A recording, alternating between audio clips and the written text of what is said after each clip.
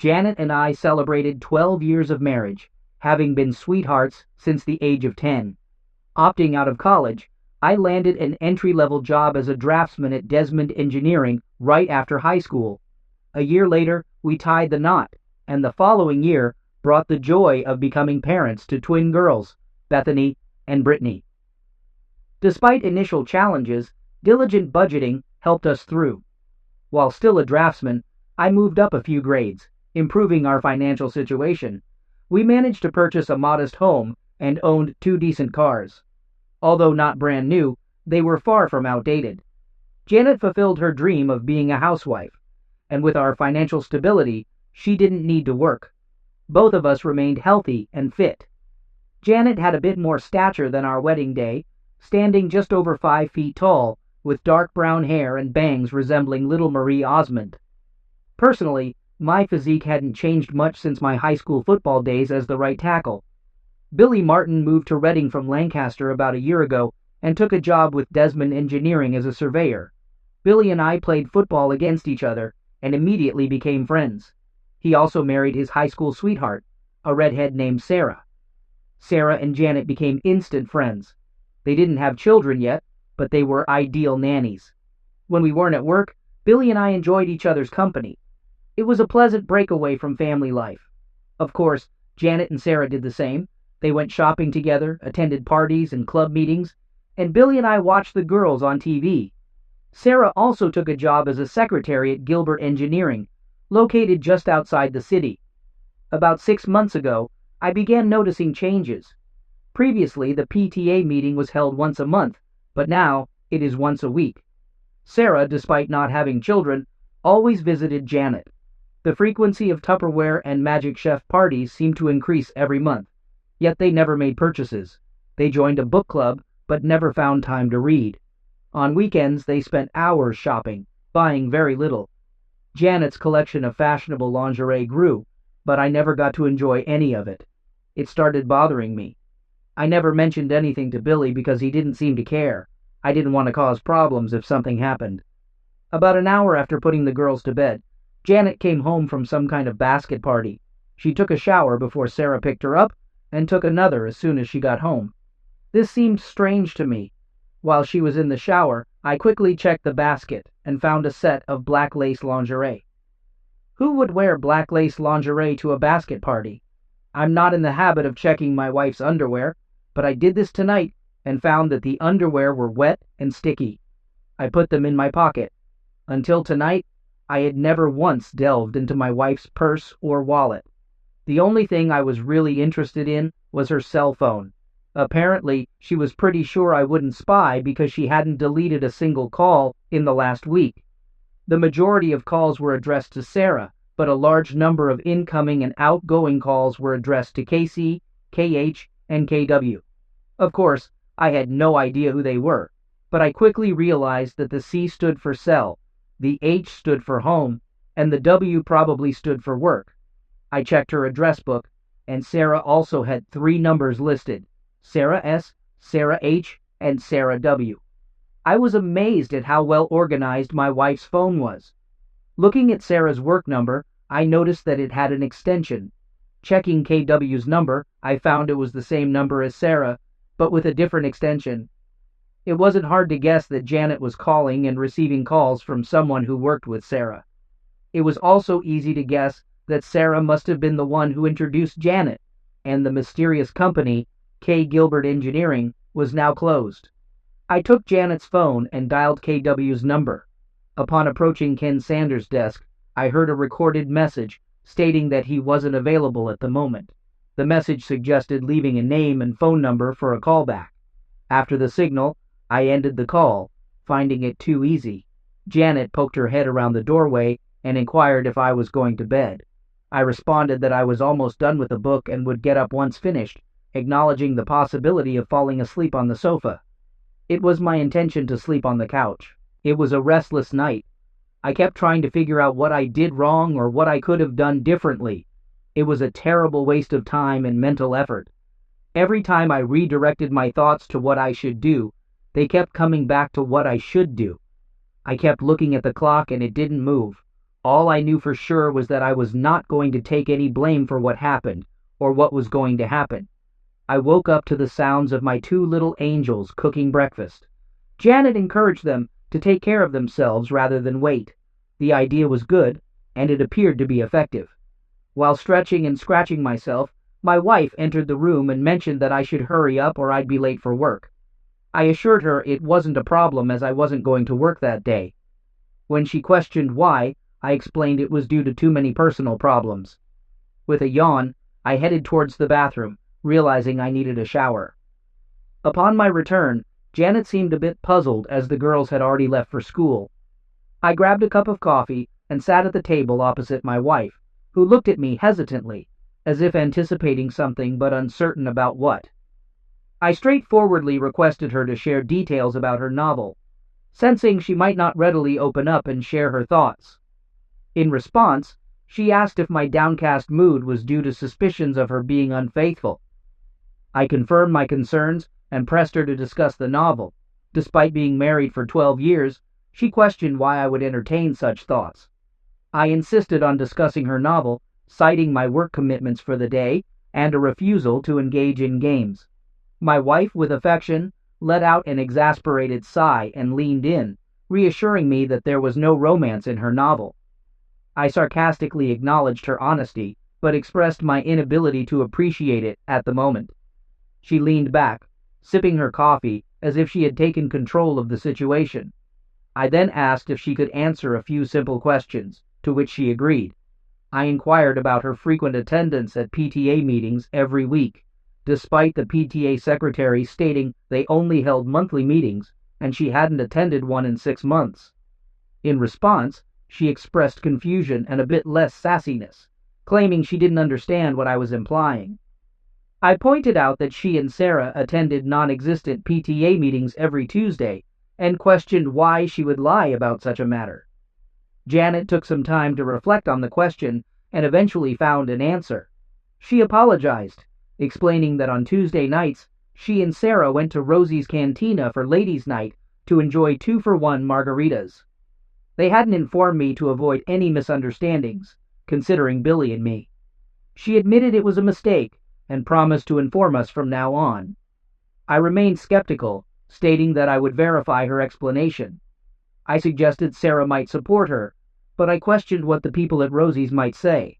In response, she emphasized that I was making a big deal out of it.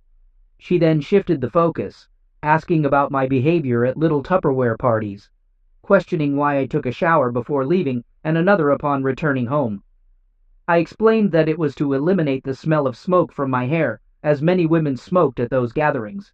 She continued probing, asking why I wore fancy underwear to those parties, but not for her, unless it was a special occasion.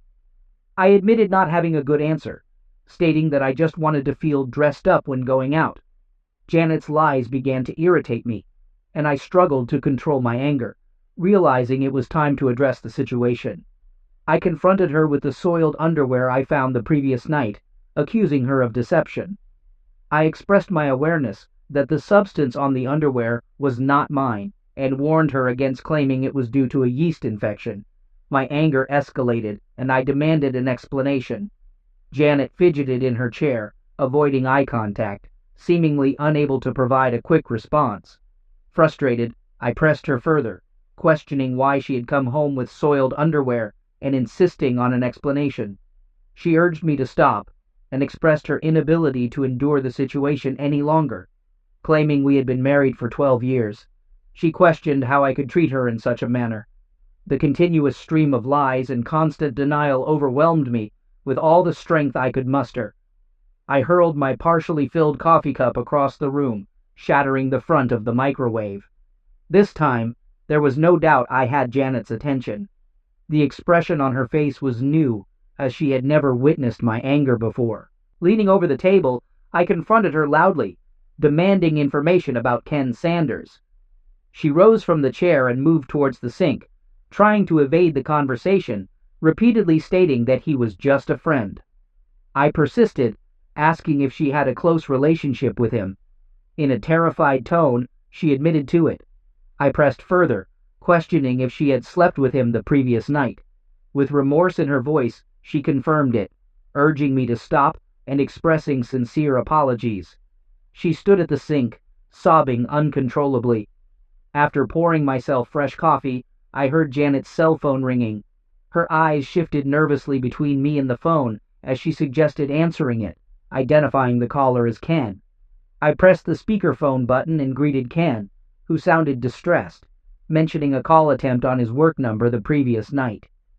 Janet seemed frozen with fear, and I nodded in acknowledgement.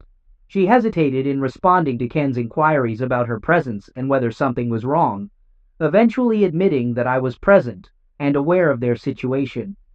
I intervened, addressing Ken and informing him that I had some matters to attend to in the morning, but promised to visit him in the afternoon. I suggested having emergency on speed dial. Ken didn't hang up but remained silent. Ending the call, I returned the phone to my pocket. Janet, now in her robe, stood at the sink, trembling. Expressing my intention to leave, I posed one final question about the name of the guy Sarah was dating. She reacted by pleading with me not to ask. In her distress, she threw the second cup across the room, causing it to crash against the tiled wall behind the sink. In a hurried manner, she provided the name as Kelvin, specifically mentioning Calvin Bostic. She informed me of her return later in the afternoon and instructed me to clear out my belongings before then.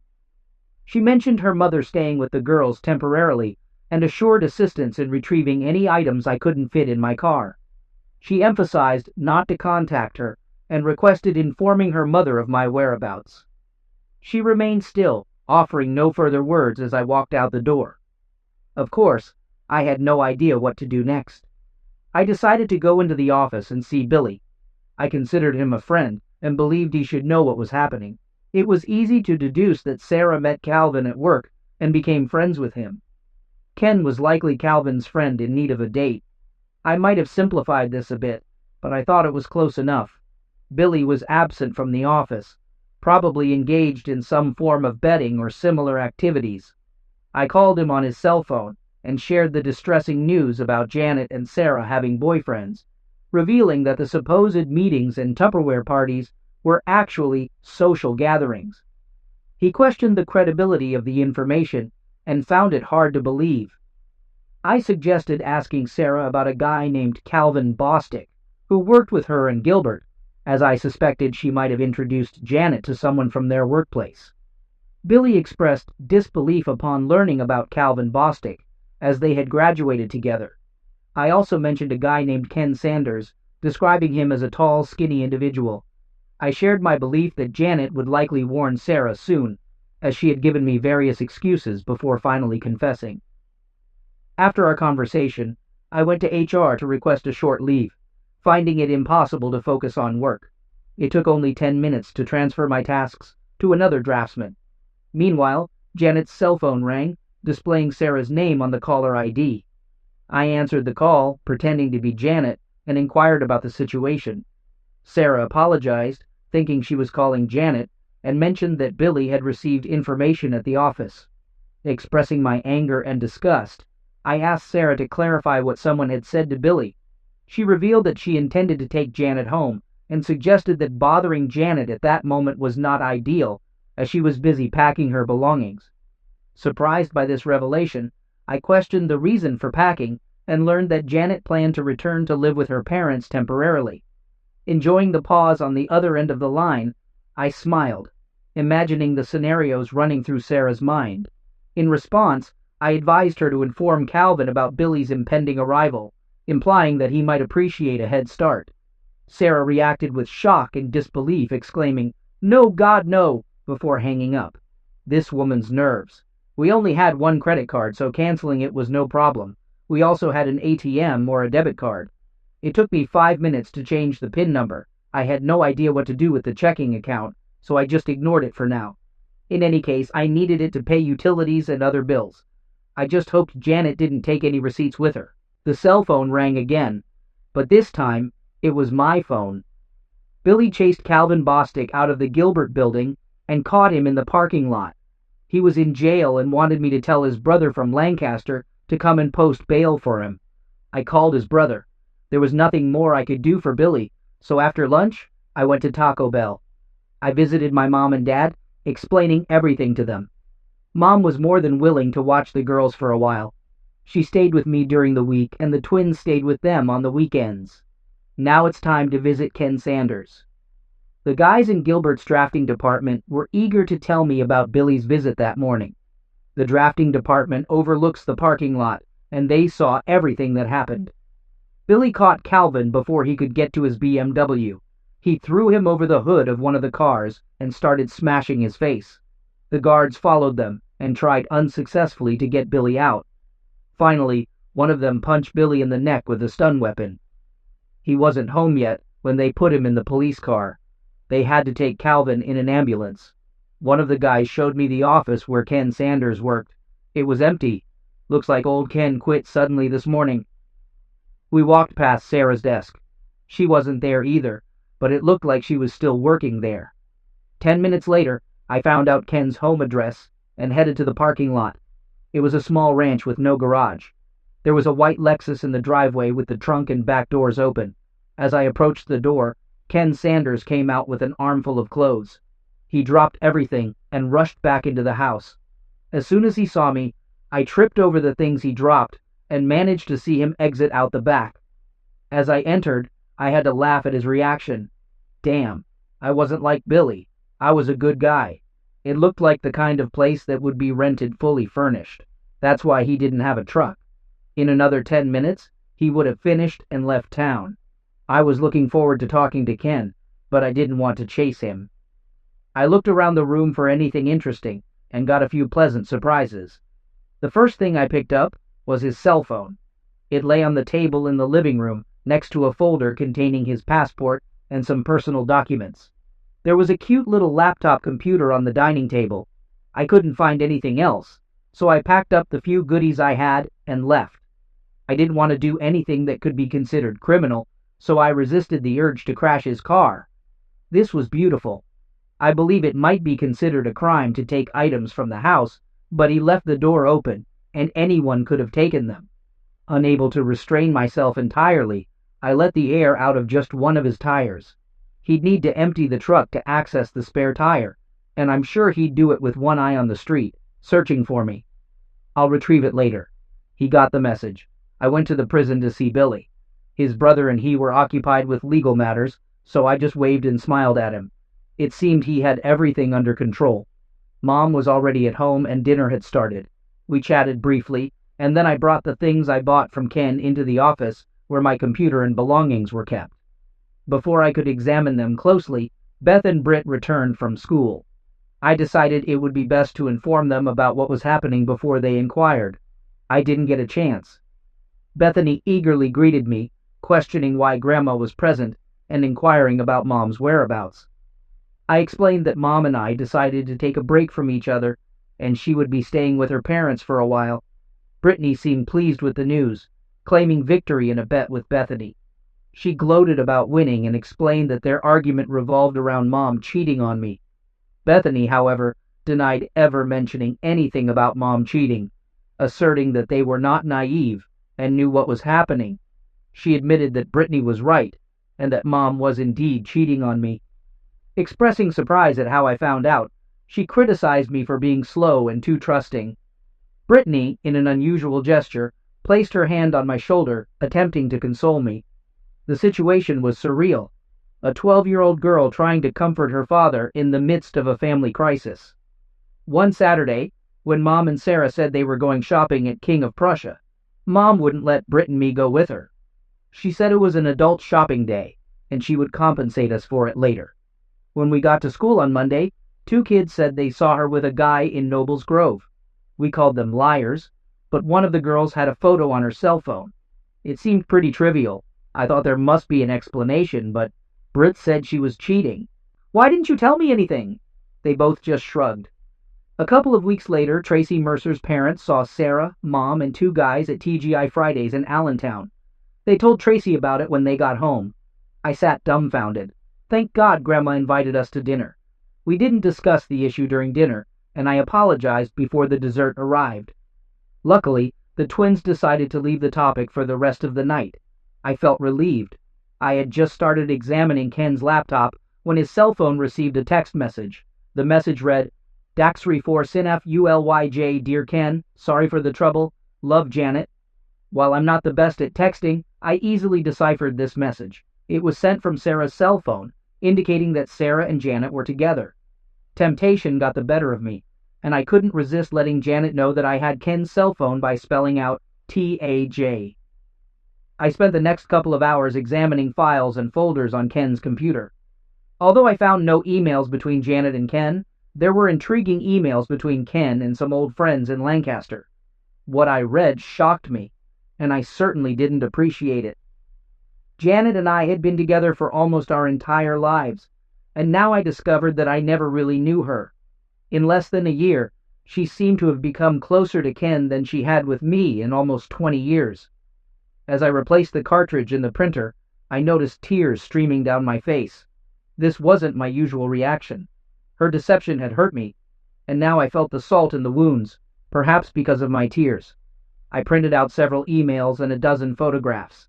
I would have taken more photos, but I ran out of expensive paper. There were no explicit or suggestive images. All of them were suitable for mixed company. Beth poked her nose in the door and asked if she could call her mother. I didn't feel like I could refuse. My mother was with the twins while they talked to Janet, and she overheard everything. She didn't eavesdrop, but it seemed like the girls weren't trying to hide anything. Mom later told me that they didn't cut Janet any slack, and blamed her for the whole problem. The conversation lasted less than 5 minutes. The emails were extremely interesting. Ken applied and got hired as an engineer for an alternative energy project in Spain. His start date was in 6 weeks. Apparently he didn't inform Gilbert about his departure. I'm sure Sarah knew, but no one else mentioned it. He had all the documents ready for the trip, except for my passport. I'm sure he could find a replacement, but he better hurry if he wants to set a start date. I guess he could always go to the police and report that I stole it, but I didn't think he would do that. He hasn't booked his plane tickets yet. One of the letters to a close friend explained a lot. Janet planned to get a divorce after joining Ken in Spain. She realized that I would never allow her to take the girls out of the country, so she was going to declare me an unfit father. The letter didn't go into detail about how she was going to achieve this, but it did indicate that it would be severe enough to revoke my visitation rights for the twins or custody. It was completely despicable. Ken wrote this letter, so it was all hearsay. I would have liked to have received something original from Janet, but I had to make do with what I had. I printed out several copies of this letter. Mom fell asleep watching Leno, so I sent her to our bedroom. The girls have already gone to bed. I fell asleep on the couch, and there were 4 empty beer bottles on the coffee table. I woke up to the smell of fresh coffee and bacon. Mom always prepared a good breakfast. The girls were finishing their cereal when I approached the table. I had to endure some good-natured teasing before I could start cooking the eggs. The conversation was casual until it was time for the bus. I expressed my concerns to the girls, informing them that their mother might try to separate us by labeling me an unfit parent to retain custody of them. I emphasized my openness to shared custody for their happiness, but clarified that I wouldn't give up my right to be with them. I urged them not to choose sides, but to be cautious and not believe any falsehoods. Brittany assured me that they were smarter than I thought, and that they loved Mom, but wouldn't let her damage me. She smiled, and Beth gave me a thumbs up before they left. After their departure, Mom refilled my cup and joined me at the table. She encouraged me to relax, assuring me that everyone was on my side. Following a shower and shave, I dressed slightly nicer than usual. Leaving the house with 3 mobile phones felt peculiar, and I made a mental note to purchase the cell phone charger that Ken had given me. Though I probably wouldn't need it, I preferred to be prepared. I checked in at the Family Services office and awaited the caseworker's call. Upon receiving it, I was surprised to recognize the woman who assisted me. Jody Mitchell, whom I hadn't seen in over 10 years, greeted me with a remark about our shared past in high school. She remembered me from those years when she was part of the goth group that stuck together, facing ostracization, particularly from athletes like me. Though she looked normal now, I couldn't forget her pink hair, black lipstick, and dark eye makeup. The sign on her desk read, J. Mitchell, indicating she likely hadn't married. 12 years ago, I could understand it, but today she looked normal. John, what can I do for you? Her question interrupted my train of thought. I stuttered a bit and acknowledged Jody's appearance, to which she chuckled at my awkwardness. I apologized if my words had been embarrassing, and she reassured me to relax. She shared that halfway through college, she realized she could face the world authentically without a false facade. Jody mentioned she had been what I might call normal for almost a decade now, feeling much more comfortable this way. However, she acknowledged sounding patronizing at times and apologized for her difficulty in keeping her foot away from her mouth. Moving on, I asked Jody if there were any files or reports on me. She confirmed there was nothing under my name or Janet's, indicating that it seemed we were providing for our children rather than mistreating them. I affirmed having 12-year-old twin girls, Bethany and Brittany. Shifting the conversation to the main issue, I explained that my wife planned to leave me and take the girls with her. Jody acknowledged the commonality of such situations and inquired if there was a specific reason for her actions. I pointed out that there were no supporting documents or accusations in their records, expressing concerns about potential setups. Jody explained that their computer not showing anything didn't mean I was in the clear. She suggested my wife might be gathering information, like medical records or police reports, before reporting to their office. In response to my skepticism about being set up, Jody clarified that she wasn't saying I couldn't win. She questioned why I thought my wife would take such actions. Despite my initial reluctance, I felt compelled to share an email from Ken. I handed a copy across Jody's desk and inquired about its origin. I explained that I had taken the email from a computer through illegal access, recognizing its inadmissibility for legal purposes. I mentioned the word conspiracy without understanding its legal definition, and expressed my confusion and concern about how to protect myself and my daughters in this situation, especially since I couldn't afford a lawyer. Jody Mitchell relaxed in her chair, and I maintained eye contact without blinking. She rocked back and forth before leaning toward me and suggesting I come back the next morning. I agreed and asked if I could keep the copy of the letter. After receiving confirmation, I left, and she bid farewell, expressing that it was nice to see me. I smiled, and she returned the gesture, revealing a new side of Jody. Lacking connections to lawyers, I resorted to picking one from the phone book. Despite knowing about my wife's intention to divorce me, I wanted to secure my position given the circumstances. I wasn't certain about our financial situation in the coming days, so I paid the lawyer up front in cash for the entire package. I urged him to proceed in the fastest and easiest way, allowing her to have the house as it was worth less than the mortgage. I insisted on joint custody of the twins, with the possibility of taking full custody if feasible, and agreed to pay child support, but not alimony. Billy called me while I was on my way to lunch, seeking housing, and I offered to accommodate him. We met at Taco Bell for lunch, and when I approached, Billy had a silly smile on his face.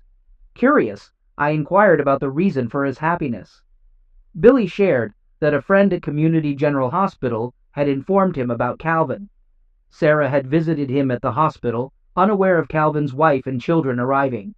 The situation became chaotic, leading to hospital security escorting Sarah out.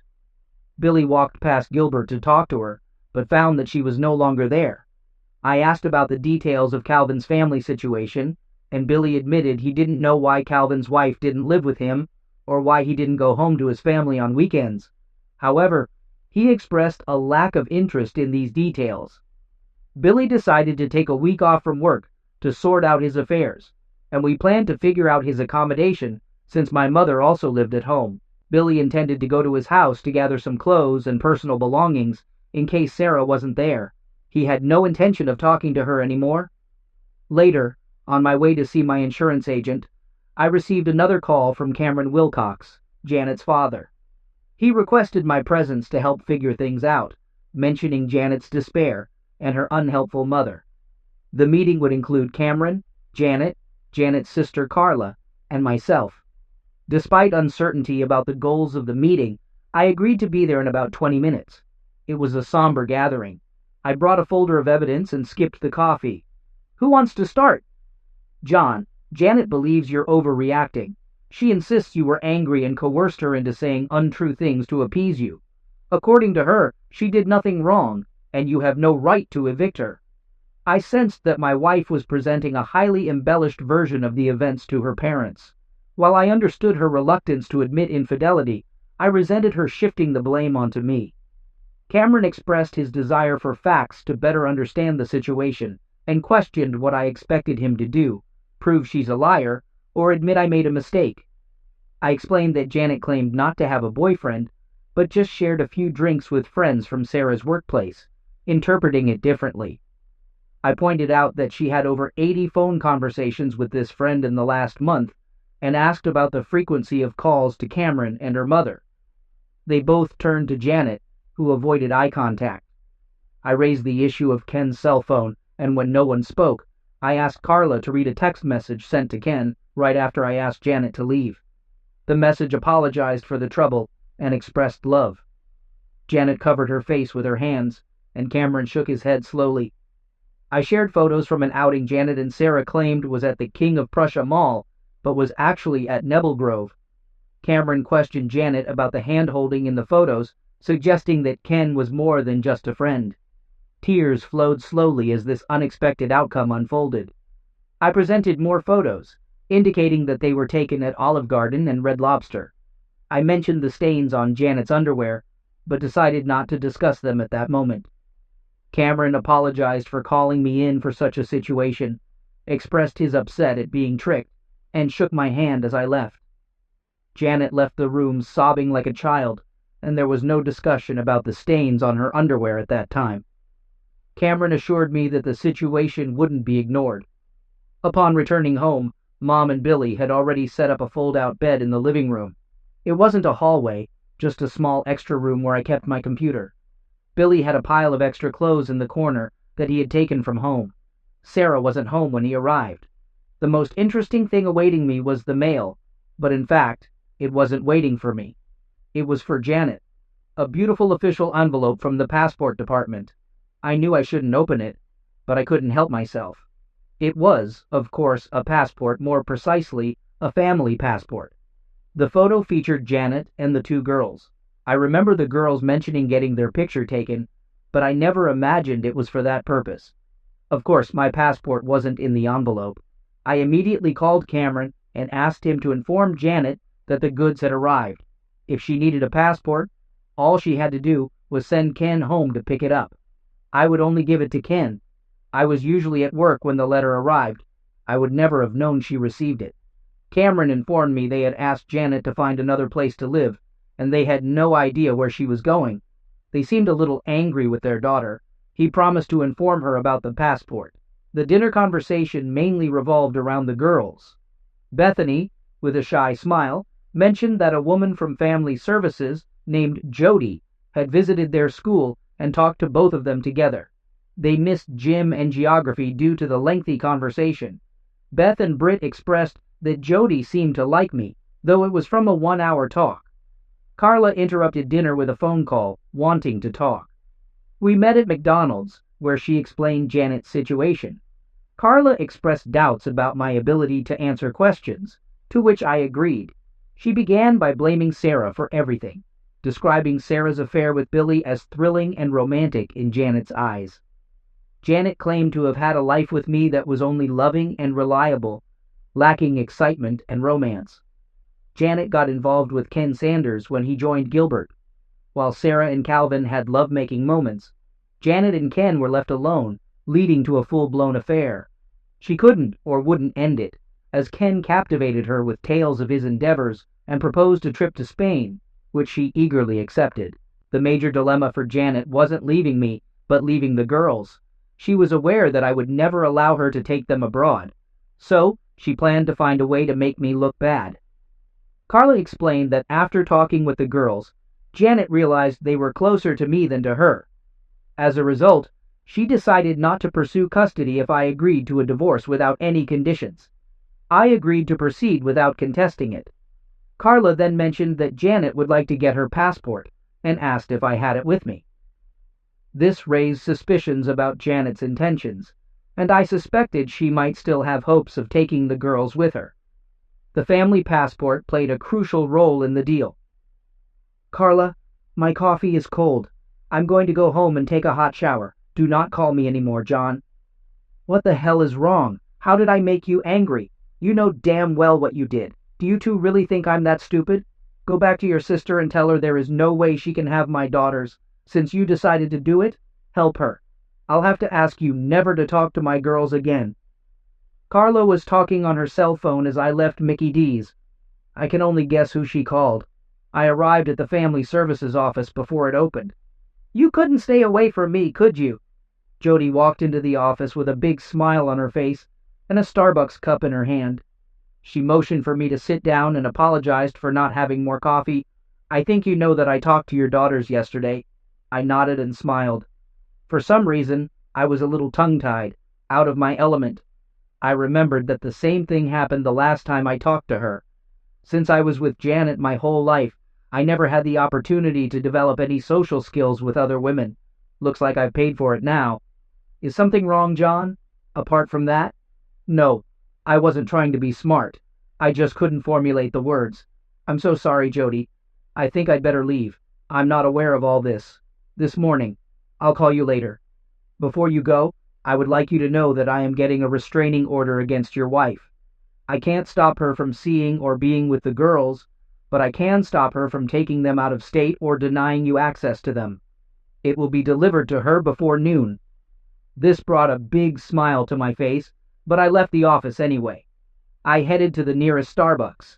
This coffee definitely smelled good. Until today, everything was under control. Now, I felt disheartened and bewildered. I drove around aimlessly for a while before heading home. Billy informed me that Sarah had relocated to her parents' house near Afrida, so he was only returning to his place until he could sell or rent it out. He spent the morning at the bank, the insurance company, and the law office, hoping to secure some money from Gilbert. Unfortunately, they had no company policy against fraternization, making his efforts an uphill battle, as his lawyer explained. Passing by the hospital, he discovered Calvin was being discharged. Calvin's wife, in the process of completing her discharge paperwork, intercepted Billy, expressing her gratitude for his assistance and explaining her attempt to persuade Calvin to drop the charges. Surprisingly, she had been trying to mend the situation with Calvin for several years without success. After Billy left, I sat on the porch, nursing a beer. Mom brought me a meatloaf sandwich and joined me in silence, sharing the beer. She mentioned that Dad would come for dinner and stay the night. When Jody Mitchell arrived, Mom retreated into the house. Jody sat beside me, declining the cold beer I offered. We sat in silence for a few moments before she spoke. I served Janet's papers about an hour ago. She was quite upset, by the way, staying with her sister. I finished the long neck I was holding. It may seem good, but why do I feel so bad? In such situations there's nothing good, John. Just less bad. I pulled out another beer, hesitated, and returned it to the refrigerator. Could you come in and explain all this to the girls? I get along with them, but no matter how carefully I phrase it, it might sound like I'm blaming their mother. I fear it could push them away. How about 7 tonight? I nodded, and she stood up, walking to her car. Halfway there she looked back, a positive sign, and I smiled. She smiled back. Jody visited that evening and spent considerable time with Beth and Britt. Billy and I busied ourselves searching his house, removing anything that belonged to or reminded him of Sarah. Jody began frequenting our house several times a week, spending as much time with my mom as with the girls. I noticed she was avoiding me. While this suited me, I was curious. One evening, after the girls had gone to bed, she sat beside me. I felt the need to talk to her, but she initiated the conversation. She asked if I had any wine, preferably with a cork. I explained that I had wine, but they all had screw caps. She found it amusing and requested something red, so I poured a bottle into a container that resembled more of a jug. As we drank, I gathered the courage to discuss the girls' well-being during her visits. She mentioned that the twins were fine and didn't necessarily need to see her.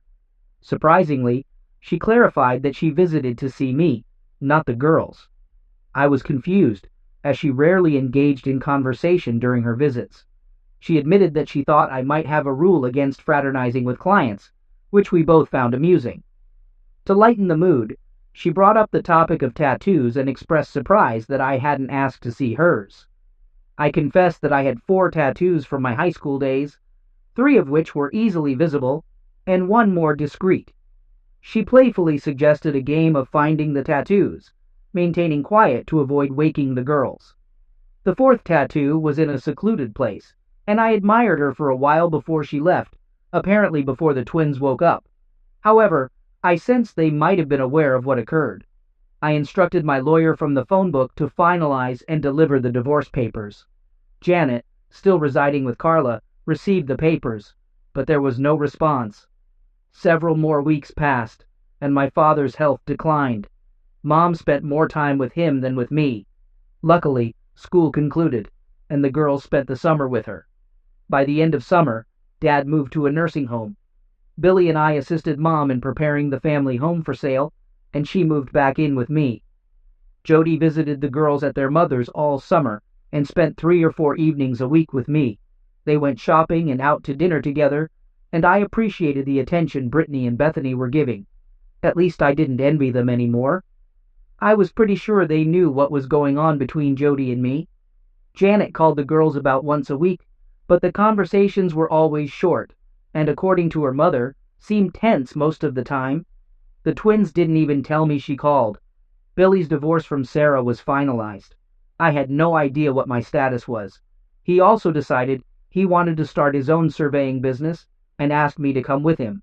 I didn't have enough money to contribute until my mom came to the rescue. When she and her father ran out of money, Medicare picked up his expenses. Instead of watching it all disappear, she thought I should use it for business. I believe she also thought of it as an investment in her future. 3 months later, Billy and I had our own small surveying business. Fortunately, my drawing skills developed into drawing stories. About a week into the new semester, the twins were visited by their mother. They thought they would go to the guidance office to see Jody, and they were both disappointed to see Janet. They tried their best to be polite and respectful to her, but they still couldn't. She told them she loved them both and was sorry things turned out the way they did. She was going to Spain to see the windmills and would send them some postcards. She promised to call them every year on their birthday and send them amazing Christmas gifts. They said she cried when she left.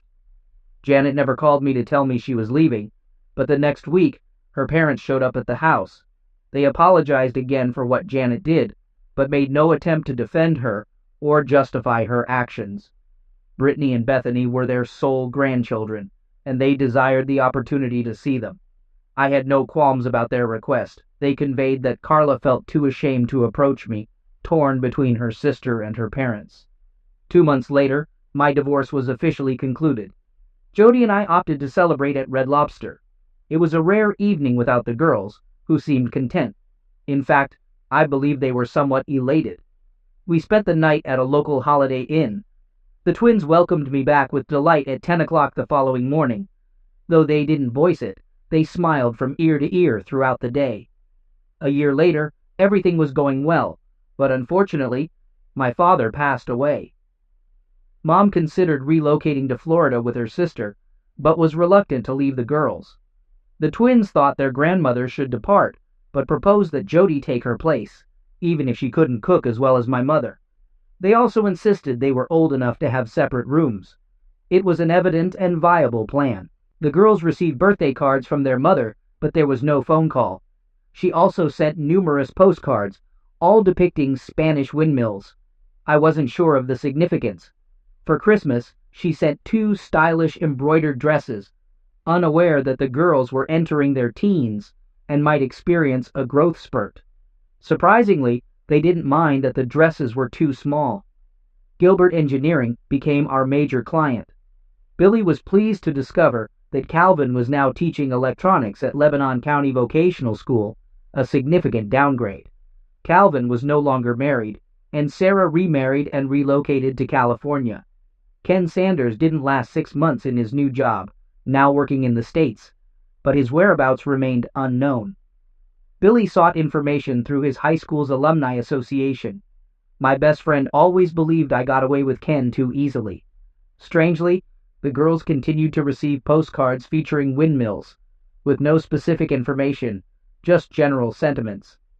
Cameron informed me that Janet called them several times from her job at a travel agency in Barcelona.